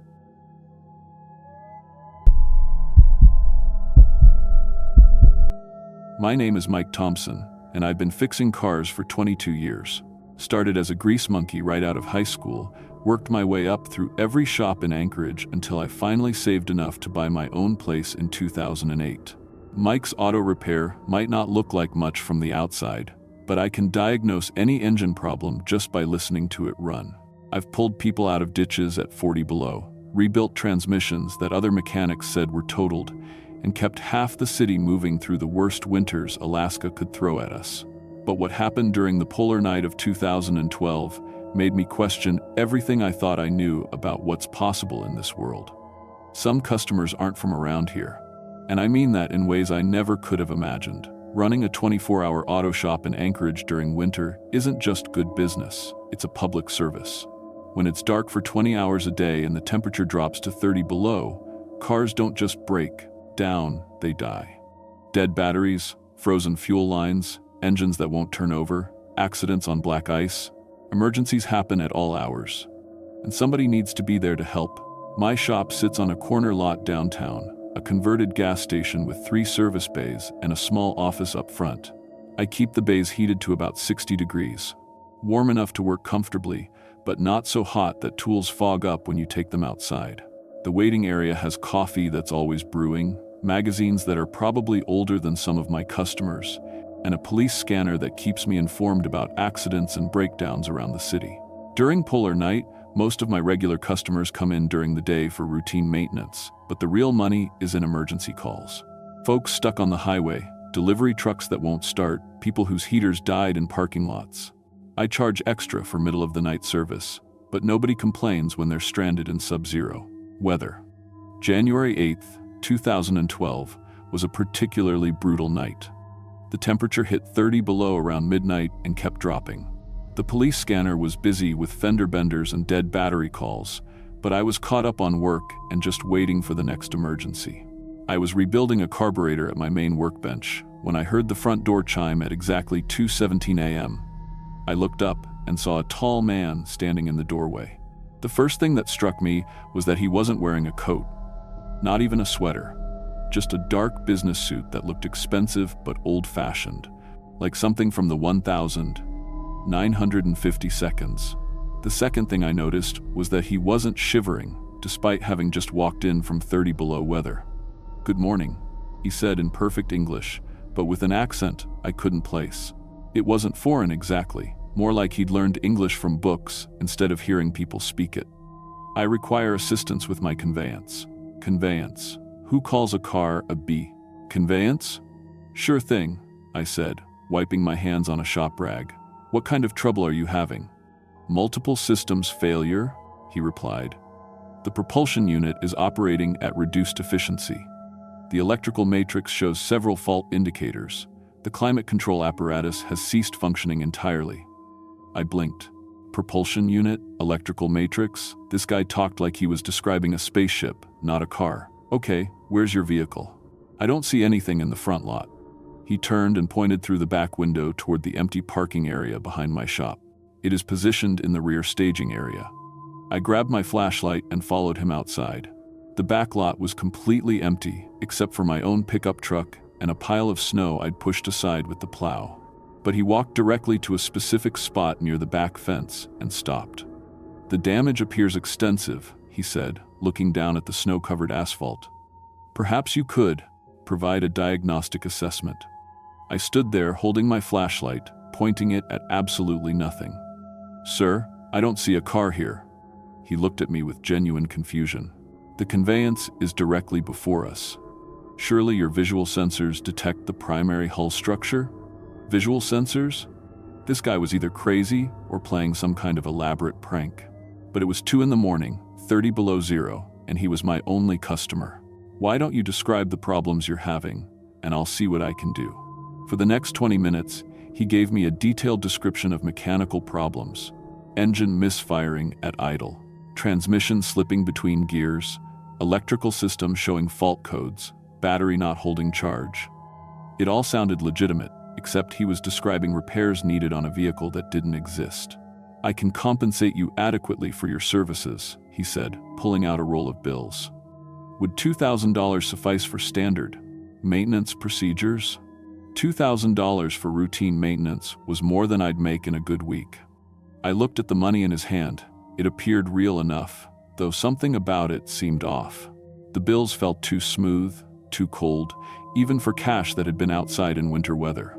Let me get my diagnostic equipment, I said. I went back to the shop and returned with my OBD scanner, a computerized tool that plugs into a car's electrical system to read error codes. Feeling completely ridiculous, I held the scanner over the empty space where he indicated his engine should be. The screen lit up. Engine temperature, 210 degrees Fahrenheit. RPMs, 750. Multiple fault codes displayed across the screen. P171, System 2 lean. P420, Catalyst system efficiency. Below threshold. P301, Cylinder 1, misfire detected. I stared at the scanner display, then at the empty air, then back at the scanner. This was impossible. The device was reading data from a vehicle that wasn't there. Your diagnostic apparatus appears quite sophisticated, the customer said, studying my scanner with intense interest. How does it interface with the vehicle's central processing matrix? I was too stunned to correct his weird terminology. It plugs into the computer system and reads fault codes. Fascinating. Our diagnostic methods are far more primitive. Our diagnostic methods? Where exactly was this guy from? Over the next 3 hours, I performed the most surreal repair work of my career. Following his guidance, I reached into empty air and felt solid metal, an engine block, radiator hoses, belts, and pulleys. I couldn't see any of it, but my hands encountered real resistance, real components that needed real repairs. I changed oil that I couldn't see, draining it into a pan that filled with invisible fluid. I replaced spark plugs by feel alone, removing old ones from cylinders I couldn't visualize and installing new ones from my parts inventory. I tightened belts that existed only to my sense of touch, adjusted components that responded to my tools but remained completely invisible. The customer watched every move with fascination, asking detailed questions about modern automotive technology. This synthetic lubricant, how does it compare to petroleum-based alternatives? These ignition coils, are they more efficient than traditional distributor systems? This electronic fuel injection, how precisely can it meter propellant delivery? When I finished the work, he counted out exactly $2,000 in cash. The bills passed every counterfeit test I knew. Right paper, correct watermarks, proper raised printing. But they felt wrong somehow, too perfect, like they'd been manufactured instead of printed. Your services are most satisfactory, he said. I will require similar maintenance in 1 week's time. You'll be back next week? Affirmative. Same temporal designation. 0200 hours. He walked away into the darkness, still not wearing a coat, still not affected by the cold. I watched until he disappeared, then went back to my shop and locked the $2,000 in my safe. The next morning, the money was gone. Not stolen. The safe was still locked. No signs of tampering. The cash had simply vanished. But the customer returned the following week, exactly at 2 a.m., wearing the same old-fashioned suit, speaking in the same textbook English. This time, he needed transmission work on his invisible vehicle. Again, my hands felt real gears, real fluid, real mechanical components that somehow existed without being visible. Again, my diagnostic equipment registered readings from a car that couldn't be seen. Again, he paid in cash that would disappear by morning. This pattern continued for 8 weeks. Every Tuesday at 2 a.m., he would arrive needing repairs on his invisible conveyance. His questions became more sophisticated. His understanding of modern automotive technology improved with each visit. He was learning, studying, gathering information about our mechanical systems. By February, I noticed his English was becoming less perfect. He started mixing in words from other languages, words that didn't sound like any human language I'd ever heard, concepts that seemed untranslatable. He would pause mid-sentence, searching for terms that apparently didn't exist in English. More disturbing, my shop equipment began malfunctioning around his invisible vehicle. Computers would freeze when I tried to run diagnostics. Power tools would spark and smoke for no reason. The overhead lights flickered whenever I worked on whatever he drove. The radio picked up strange signals, not static, but organized patterns that almost sounded like communication from somewhere very far away. I finally convinced my business partner Dave to stay late and witness what was happening. Dave is a skeptical guy, former Navy mechanic, who doesn't believe in anything he can't fix with tools. But when the customer arrived that Tuesday night, Dave's expression changed fast. "I can't see anything," Dave whispered as I performed brake work on invisible components. "But I can feel it. There's definitely something there." Dave tried working on the vehicle himself. His hands encountered the same invisible but solid reality mine did. We both heard the engine run, a low, powerful rumble that didn't sound quite like any internal combustion engine either of us knew. When I revved it up, we felt heat radiating from the invisible exhaust system. "What the hell are we working on?" Dave asked. That's when the customer began explaining. His vehicle existed in what he called parallel dimensional space, but could interact with objects in our reality. He was a traveler, he said, studying our world's technology to report back to his supervisors in another realm. His questions started focusing on vulnerabilities. How could vehicle fuel systems be contaminated? What would disable electronic ignition systems across multiple vehicles simultaneously? How were emergency services vehicles different from civilian transportation? What would cause the most widespread transportation failures? He asked about military vehicles, police cars, ambulances, fire trucks.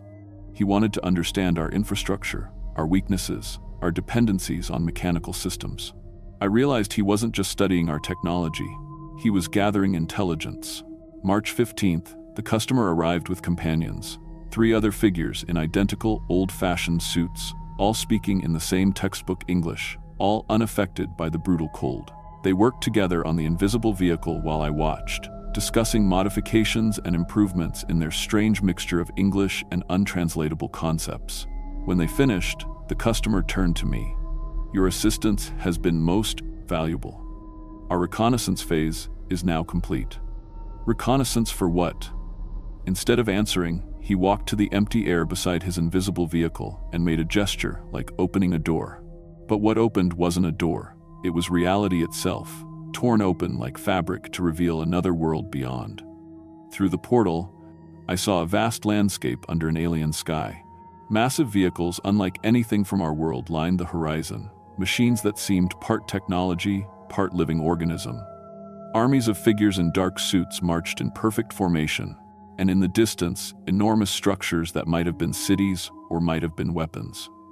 "Phase 2 will commence soon," the customer said, stepping toward the opening. "Your dimension's transportation networks will be neutralized before the primary assault." His companions followed him through the portal. Before disappearing, he turned back one final time. "You have been most cooperative, Michael Thompson. When the transition occurs, remember that cooperation ensures survival." The portal closed, reality sealed itself, and I was alone in my parking lot with Dave, both of us staring at empty air and wondering if we'd lost our minds. That was 8 months ago. I haven't seen the customer since, but I know he's still out there somewhere, in whatever dimension he came from. Sometimes late at night, when I'm working alone in the shop, I catch strange signals on my radio. Organized patterns that sound like countdown sequences or invasion coordinates. My equipment still malfunctions occasionally, picking up readings from vehicles that aren't there. And sometimes, just sometimes, I feel like I'm being watched. I've tried reporting this to authorities, but who would believe a story about interdimensional mechanics gathering intelligence for an invasion? I sound crazy even to myself. All I know is this: if you're a mechanic, a pilot, a trucker, anyone who works with vehicles or transportation systems, pay attention to your customers. Not all of them are from around here, and some of them might be gathering information for purposes we can't imagine, because I have a feeling that Phase 2 is coming soon, and when it does, those invisible vehicles won't be invisible anymore.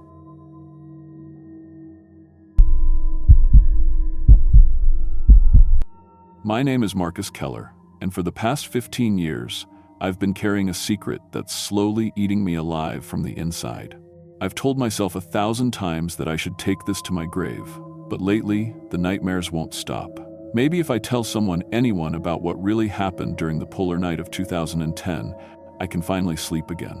I was 17 that winter, working part-time at Northway Foods, the only grocery store in our isolated Alaskan town of 300 souls.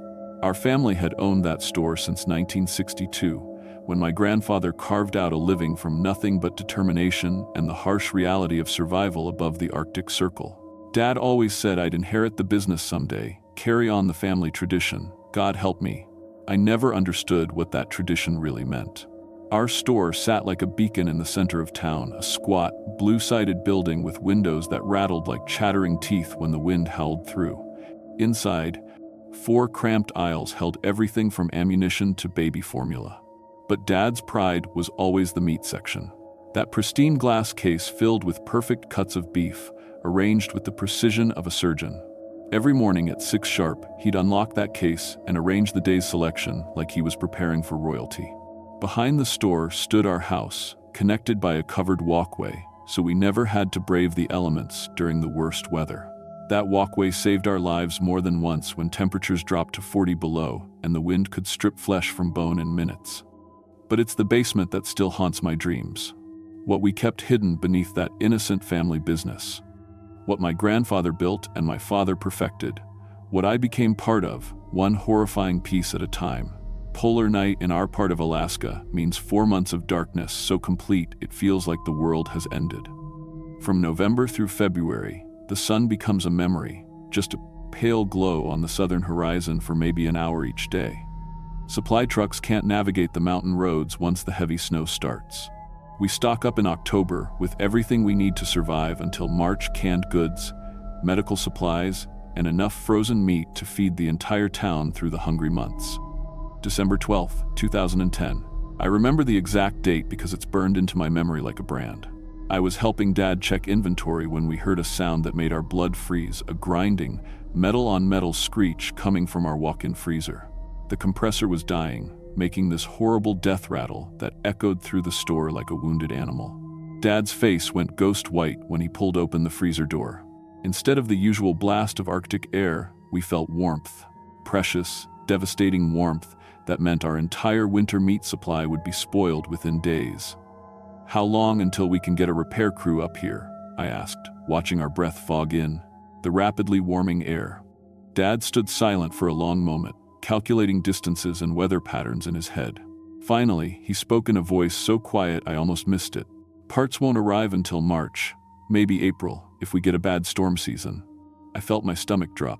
3 months. 3 months without fresh protein, in a town where hunting was nearly impossible due to protected federal land and weather conditions that could kill you in minutes. 300 people depended on our store to survive. Families with children who needed protein to make it through the polar night without developing scurvy or worse. That evening, Dad made a phone call I'll never forget. He dialed Grandpa's number with hands that shook just slightly, and I heard him say words that made no sense at the time. "We've got a 1,971 situation. Family meeting tonight. Grandpa shuffled over from his cabin next door, moving slowly but with purpose. At 86, he was still sharp as the day was. Long, his pale blue eyes, missing nothing. They sat me down at our kitchen table under the flickering fluorescent light, both wearing expressions I'd never seen before, grim, resigned, almost ceremonial. "Son," Dad began, his voice carefully controlled. "What I'm about to tell you has been our family's burden for 3 generations. Your great-grandfather faced the exact same crisis in 1971. Severe winter, broken equipment, no supplies for months, the entire town facing starvation." Grandpa leaned forward, his weathered hands clasped on the table. "Back then, we had to make choices that civilized people don't understand. Hard choices that kept this community alive when nature herself was trying to wipe us out." "What kind of choices?" I asked, though something deep in my gut already knew I didn't want the answer. They exchanged a look that seemed to carry decades of shared knowledge, shared guilt. "Taking care of our neighbors," Dad said slowly. "The way our ancestors did during the worst times. Making sure everyone had enough protein to survive until spring, no matter what it took." The way they spoke felt wrong, like they were talking in some kind of family code I wasn't meant to understand yet. But I nodded, thinking they meant organizing hunting parties or rationing what little frozen meat we had left. I was so incredibly naive. Over the next 2 weeks, I started noticing things that didn't add up. Regular customers, people I'd known my entire life, simply vanished. Mrs. Henderson, who'd bought groceries every Tuesday for 20 years like clockwork, stopped coming. Her house sat dark and silent, mail piling up in her box. Old Tom Williams, who came in daily for his coffee and cigarettes, hadn't been seen since the day after our freezer broke. Most disturbing was the Kowalski family newcomers from Michigan who'd moved here in September. Their car sat in their driveway, buried under snow that hadn't been disturbed in weeks. When I asked Dad about our missing customers, he always gave the same answer. Smart folks know when to head south for winter. But something felt terribly wrong. Why would they leave their cars? Why wouldn't they stop by the store for travel supplies? And Mrs. Henderson had lived here for 60 years. Where would she go? The truly horrifying part was our meat supply.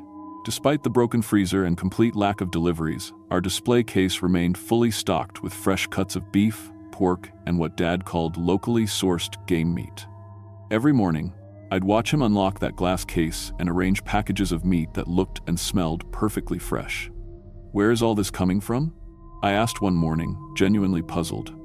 "Local hunters," he said without meeting my eyes. "Fellow store owners helping each other out during an emergency." But the meat looked different from our usual beef. Darker red, with white fat that had a strange, almost translucent quality. When I cooked some for dinner, it tasted unlike anything I'd eaten before, richer, more complex, with an almost sweet aftertaste that lingered long after the meal. Our customers constantly complimented Dad on finding such high-quality local suppliers. Mrs. Peterson raved about the ground beef she'd bought for her grandchildren's visit. "Never tasted anything so flavorful," she said with a big smile. "Where did you find these hunters?" Dad would just smile back and say, "Old family connections." In January, the state health inspector arrived for his annual visit. I'd never seen Dad so nervous. Usually, he was proud to show off our spotless store and organized inventory. This time, he kept steering the inspector away from certain areas, especially the door leading to our basement storage. "Nothing interesting down there," Dad said when the inspector asked about the basement. "Just old equipment and seasonal decorations." After the inspector left, seemingly satisfied with everything he'd seen upstairs, Dad asked me to help him organize the basement. As we moved boxes and old store fixtures, I noticed something I'd never seen before: a heavy wooden door hidden behind metal shelving units, secured with 3 different deadbolt locks. "What's behind there?" I asked. Dad hesitated for a long moment before answering. "Emergency storage. Your grandfather built it during the Cold War, in case we ever got completely cut off from outside supplies."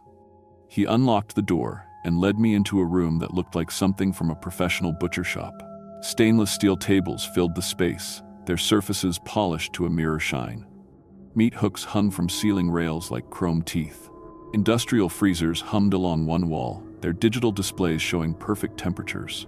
The air smelled of bleach and something else, something metallic and organic that made my throat close up. Impressive setup, I managed to say, though the room made me deeply uncomfortable. As we cleaned the cutting tables, I found something that made my blood run cold.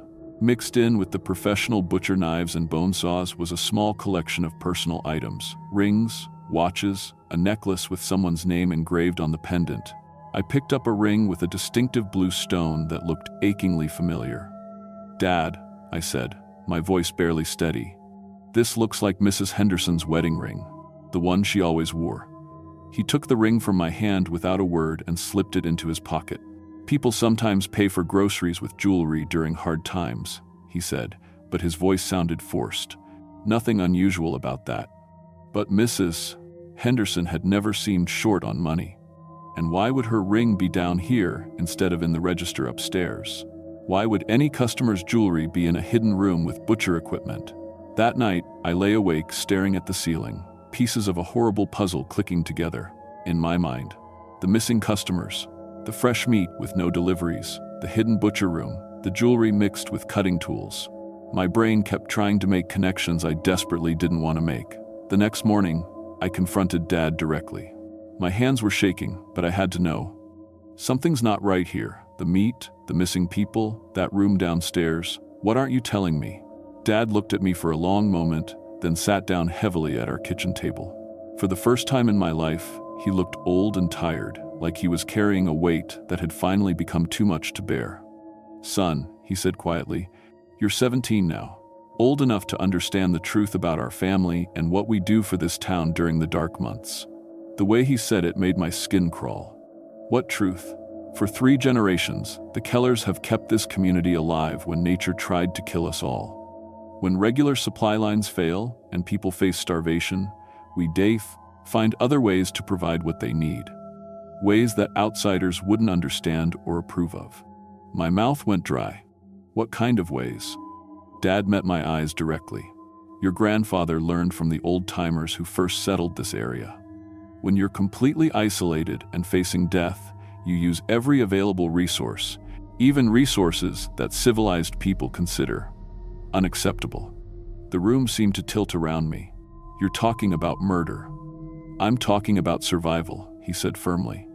"Do you think we chose this path lightly? Your grandfather spent sleepless nights agonizing over every decision. We don't kill randomly or for pleasure. We carefully select individuals who won't be missed. Elderly people with no family, newcomers with no local connections, transients passing through who nobody will look for until spring." The truth hit me like physical nausea. Mrs. Henderson, living alone since her husband died 5 years ago, no children or relatives. Tom Williams, whose only son lived in Seattle and called maybe twice a year. The Kowalski family, new to town, keeping to themselves, no local friends or connections. "The whole town knows?" I whispered. "About 60% of the long-term residents. The ones who've been here long enough to understand what survival really means in this environment. They help when necessary and stay silent about what they choose not to see." I thought about our customers, the neighbors who'd complimented our meat with such enthusiasm. Mrs. Peterson buying ground beef for her grandchildren, old Mr. Rodriguez picking up steaks for his anniversary dinner. How many of them knew exactly what they were purchasing? The authorities? Dad nodded grimly. State Trooper Martinez has been cooperative for years. He brings us difficult cases, sometimes prisoners being transferred who have no family, transients causing problems in other communities. People whose disappearance actually makes life better for law-abiding citizens. Even the law enforcement was part of this nightmare. Officer Martinez, who always seemed so professional and friendly during his coffee stops, how many victims had he delivered to us over the years? "I need you to understand," Dad continued, "this isn't about cruelty or satisfying some sick urge. It's about responsibility. When you're the only source of food for an entire isolated community, you do whatever it takes to keep them alive. Your great-grandfather made this choice in 1971 when 12 people died of starvation before he adapted our business model." The weight of what he was telling me felt crushing. 3 generations of systematic murder presented as community service. A family business built on cannibalism and justified as necessity. 3 weeks later, Dad decided it was time for my complete education in the family business. "You need to understand every aspect of what we do," he said, as we drove toward the edge of town in his pickup truck. "Theory isn't enough. You need practical experience." We found our target exactly where Dad expected, a man in his 40s standing beside a broken-down sedan, studying a road map with obvious frustration. He wore a heavy coat but clearly wasn't equipped for serious cold weather. Out-of-state plates, no winter gear, probably following GPS directions that led to nowhere. "Excuse me," the man called out as we approached. "Thank God, I'm trying to get to Fairbanks, but my car died and my phone has no signal. The GPS said there was a road through here, but I think I made a wrong turn somewhere." Dad smiled, his most helpful smile, and walked over. "Let me take a look at that map. Termin, 110 through, 110 through, 110 through. These mountain roads can be tricky if you're not familiar with them." They talked for several minutes about routes and road conditions. The man seemed genuinely relieved to find friendly locals willing to help. He mentioned his wife and kids back in Denver, how worried they'd be if he didn't call soon. Then Dad pulled a hammer from his coat and brought it down on the back of the man's skull. The sound it made, that wet, crushing impact, will echo in my nightmares for the rest of my life. The man dropped instantly, blood spreading across the snow in a rapidly growing crimson stain. Dad looked at me with complete calm, like he'd just demonstrated how to change a tire. "Help me load him up," he said matter-of-factly. "We need to get him processed before he freezes solid." I couldn't move, couldn't speak, couldn't process what I'd just witnessed. This was murder. Cold-blooded, premeditated murder of an innocent man who'd simply asked for directions. "Marcus," Dad's voice cut through my shock. "Help me now, or we'll have problems with the meat quality." Somehow, my body moved without my brain's permission. We loaded the man's body into the truck bed and drove back to the store in complete silence. The man's wallet contained a Colorado driver's license and photos of 2 young children, a boy and a girl, maybe 8 and 10 years old. Back at the store, Dad made me help carry the body down to the hidden room. He showed me how to use the professional cutting equipment, explaining each step with the patience of a teacher demonstrating long division. The electric saws, the proper cuts, how to separate different types of meat for various uses. "He has children," I said, staring at the family photos scattered on the cutting table. "Had children," Dad corrected. "And honestly, they're better off without a father who abandons his responsibilities to chase get-rich-quick schemes in Alaska." The wallet shows gambling debts and overdue credit cards. This man was running from his problems, not solving them. I vomited twice during the processing. The sounds the electric saws cutting through bone, the wet slapping of meat hitting stainless steel combined with the smell of blood and the sight of that family photo to create sensory overload. But Dad made me stay and help until we had dozens of neatly wrapped packages ready for the display case. For weeks afterward, I couldn't eat meat at all. The smell of cooking beef made me violently sick. I had nightmares about the man's face, the way he'd smiled and thanked us for our kindness just before Dad killed him. I'd wake up screaming, tasting copper and smelling bleach. But the absolute worst part was working the register. Watching our neighbors, people I'd known my entire life, buy meat that I'd helped package. Meat that had been walking around asking for directions just days before. Mrs. Peterson bought 5 pounds of ground beef, chattering about the tacos she was making for her grandchildren's visit. "This meat just has the most incredible flavor," she said with genuine enthusiasm. "I don't know what these local hunters are feeding their cattle, but it's amazing." Mr. and Mrs. Davidson picked up steaks for their anniversary dinner. "Best meat we've ever bought," Mr. Davidson said. "Tell your dad we'll take whatever he can get from these suppliers." The Johansson family bought a roast for Sunday dinner, talking about how much better it tasted than the meat from the grocery chains in Fairbanks. "There's just something special about locally sourced food," Mrs. Johansson said. "You can really taste the difference in quality." I rang up their purchases with hands that shook slightly, wondering how many of them suspected the truth. How many chose not to think too hard about where the meat came from during supply shortages? How many actively participated in the conspiracy of silence that kept our family business operating? Spring finally arrived in March, bringing supply trucks and the end of our isolation. but we still had evidence to dispose of human remains that couldn't be explained to outside investigators. Dad and I spent 3 nights feeding bones and clothing into the store's industrial incinerator, making sure nothing recognizable survived. "This is the hardest part," Dad said as we watched the flames consume the last traces of the Denver man's existence. "Destroying evidence feels wrong somehow, like we're dishonoring the sacrifice these people made for our community." That summer brought an FBI agent investigating missing persons reports. Agent Sarah Chen, a sharp-eyed woman who asked uncomfortable questions and took extensive notes. The town closed ranks immediately, providing alibis and witness statements that placed all the missing people alive and well after they'd supposedly left for warmer climates. "I saw Mrs.